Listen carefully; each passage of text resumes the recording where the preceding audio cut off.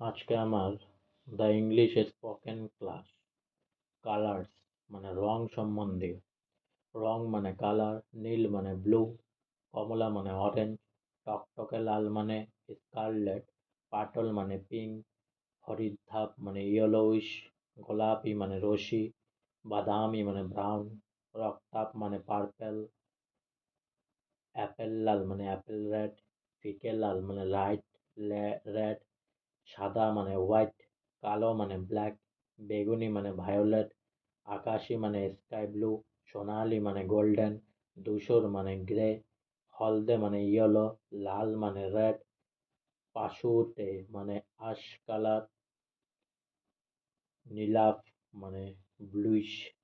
আজকে আমার the English spoken English class এখানেই সমাপ্ত হলো। তাই অনেক অনেক সাবস্ক্রাইব করুন আমার চ্যানেলটি, অনেক অনেক লাইক করুন প্লিজ।